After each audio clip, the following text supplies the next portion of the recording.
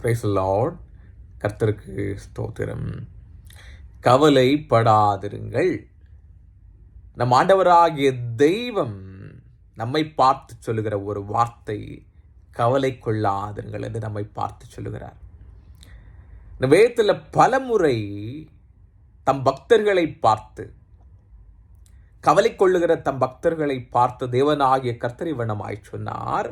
தம்முடைய பிள்ளைகளை பார்த்து சொன்னார், நீங்கள் கவலைப்படாதீர்கள் என்று சொல்லி தம்முடைய வார்த்தைகள் மூலமாகவும் வசனங்கள் மூலமாகவும் நம்மை தேற்றினார், பக்தர்களை தேற்றினார். ஏன் நீங்க கவலைப்படக்கூடாது?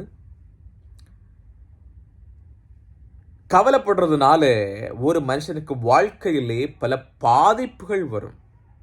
ஒரு கவலைங்கிறது ஒரு மனுஷனுக்கு எப்போ வரும் அப்படின்னா, ஒரு உலக தேவைகள் எப்பொழுது சந்திக்கப்படாமல் இருக்கிறதோ, அவனுடைய அடிப்படை வாழ்வியலுக்கு தேவையான காரியங்கள் எப்பொழுது சந்திக்கப்படாமல் இருக்கிறதோ அப்போ கவலை வரும். சில நேரங்களில் எப்பொழுது உடல் பலவீனங்கள் சில நேரங்களில் ஒரு கவலையை கொண்டு வரலாம்.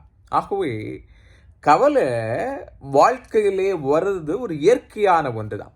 ஆனால் எப்பொழுது இந்த கவலை ஒரு பர்சிஸ்டண்டா, ஒரு லாங் டேர்ம் இந்த கவலை இருக்குதோ, இந்த கவலை உடலிலே பல நோய்களுக்கு காரணமாய் அமைந்து விடுகிறது. முக்கியமாக இந்த பிசியாலஜிக்கல் ஃபங்க்ஷன் என்று சொல்லுவார்கள். உடல் சரிவர இயங்காத வண்ணம் உடலிலே பாதிப்புகள் வருகிறது. ஒரு உடல் என்பது செல்களாலும், செல்கள் திசுக்களாகிறது, திசுக்கள் சேர்ந்து அவயங்களாயிருக்கிறது. இந்த ஒவ்வொரு செல்களையும் திசுக்களையும் கவலை திசுக்களிலே இந்த கவலை ஒரு பாதிப்பை ஏற்படுத்தி விடுகிறது. முக்கியமாக உடல் பல சிஸ்டத்தினால உருவாயிருக்குங்க. ஒரு சென்ட்ரல் நர்வஸ் சிஸ்டம், ஒரு கார்டியாக் சிஸ்டம், ஒரு டைஜஸ்டிவ் சிஸ்டம் என்று சொல்லுவோம். இப்படி பல பிரிவுகளாய் பிரிந்திருக்கிறது. ஒரு கவலை எப்பொழுது வருகிறது, எல்லா சிஸ்டமும் அப்படியே மந்தமடைந்து விடுகிறதுங்க. ஆகவே கவலை ஒரு மனிதனுடைய வாழ்க்கையிலே பெரிய பாதிப்பு. முக்கியமாக ஒரு மனுஷன் எக்ஸ்ட்ரீமாக கவலை கொள்ளும் பொழுது உடலிலே கார்டிசோல்ங்கிற ஒரு ஹார்மோன் இருக்கு. இந்த ஹார்மோன் தான் ஒரு ஸ்ட்ரெஸ் ஹார்மோன் சொல்லுவார்கள். உடலில் ஒரு ரெகுலேட் பண்ணும். நம்ம உடலிலே பிரச்சனை வராதபடிக்கு இந்த ஹார்மோன் ஒரு மெயின்டைன் பண்ணும். எப்பொழுது எக்ஸ்ட்ரீமாக கவலை வருதோ அப்பொழுது இந்த ஹார்மோன் ஒரு இம்பேலன்ஸில் போய் உடலிலே பல நோய்களுக்கு காரணமாகி இருக்கிறது. முக்கியமாக இந்த ஹார்மோன் டிசீஸ், ஒரு எக்ஸ்ட்ரீமாக யாரெல்லாம் கவலைப்படுறாங்களோ இவங்களுக்கு ஒரு தைராய்டு நோய் வரலாம். சில நேரங்களில் டயபெட்டிஸ் மெல்டஸ், சர்க்கரை நோய் விடலாம். ஆகவே கவலை உடலிலே பல பாதிப்புகளை ஏற்படுத்தும் என்பது 100% உண்மை. முக்கியமாக அது மட்டுமல்ல, வேறொரு ஆராய்ச்சி வனமாய் சொல்லுகிறது, நீங்கள் கவலைப்படும் பொழுது உடலிலே பி வைட்டமின்ஸ் என்கிற ஒரு முக்கிய சத்துப்பொருள் இருக்கிறது. இது ஒரு தானாகவே டெப்ளீஷன் ஆகிறது என்கிறத ஒரு ஆய்வில் கண்டுபிடிச்சிருக்கிறாங்க. ஆகவே நீங்கள் கவலைப்படுகிறதுனால் உடலிலே நோய் வரும், உடல் நோய் தாக்கத்திற்கு ஆளாகும் என்பது உண்மை. ஆனால் ஆண்டவராக இயேசு மெடிக்கல் இப்படி ஒரு கருத்தை சொன்னாலும் நம்ம ஆண்டவராகிய தெய்வம் என்ன தெரியுமா சொல்றாரு?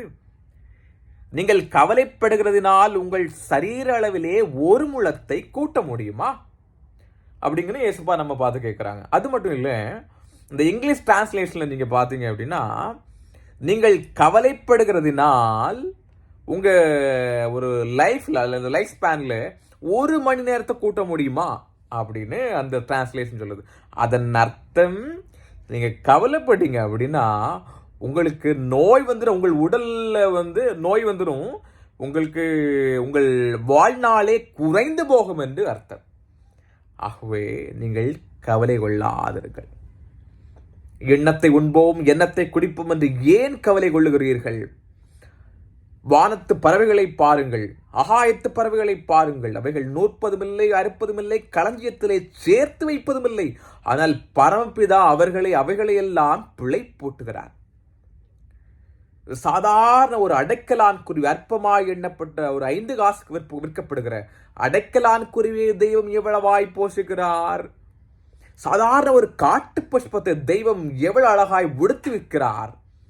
அவருடைய சொந்த சாயலிலே உண்டாக்கப்பட்டிருக்கிற உங்களை தெய்வம் தேற்றாமல் இருப்பாரோ, போஷிக்காமல் இருப்பாரோ, உங்களுக்கு நன்மை செய்யாமல் இருப்பாரோ, உங்களுக்கு வாழ்க்கையிலே அற்புதங்கள் செய்யாமல் இருப்பாரோ? ஏன் கவலைப்படுகிறீர்கள்? கவலை உங்கள் வாழ்க்கையே புரட்டி போடும்.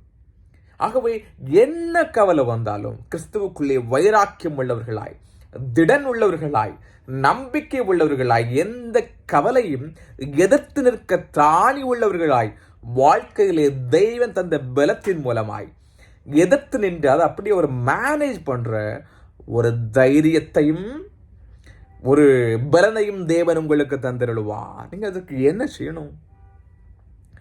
ஐசப்பா சொல்றாங்க பாருங்க, அழகான ஒரு வார்த்தை சொல்கிறது. அவர் உங்களை விசாரிக்கிறவரானபடியினாலே உங்கள் கவலையெல்லாம் அவர் மீது வைத்து விடுங்கள். அன்பான நேசர் அவர் சொல்லுகிறார், ஒரு தகப்பனை போல விசாரிக்கிற தெய்வம் உங்களுக்கு இருக்கிறார். நீங்கள் உங்கள் பிரச்சனைகளை ஒரு ஸ்தோத்திரத்தோடு கூடிய விண்ணப்பத்தினாலும் ஜபத்தினாலும் அவருக்கு தெரியப்படுத்துங்கள். அவர் உங்கள் கவலையெல்லாம் மாற்றி போடுவார். அவருடைய பாதபடியிலே அவர் அன்பராய் இருக்கிறபடியினாலே, துணையாளராய் இருக்கிறபடியினாலே, உங்களை ஆற்றி தேற்றுகிற நல் நேசராய் இருக்கிறபடியினாலே அவர் பாதத்திலே உங்க கவலையை வைங்க. அப்பொழுது இந்த கவலைகள் எல்லாம் பறந்து போகும். உங்கள் இருதயத்திலே தேவ சமாதானமும் ஒரு தெய்வ அன்பும், தேவனுடைய ஒரு அன்பு உங்கள் இருதயத்திலே பூரணமாய் நிரப்பப்படும். அவைகள் உங்கள் கவலை எல்லாம் மாற்றி போடும். கவலை கொள்ளாதிருங்கள். ஏன் தேவையற்ற கவலை உங்கள் வாழ்வை இல்லாமல் ஆக்கி போடும். உங்கள் கவலைக்கு மருந்து கர்த்தராகிய இயேசு கிறிஸ்து.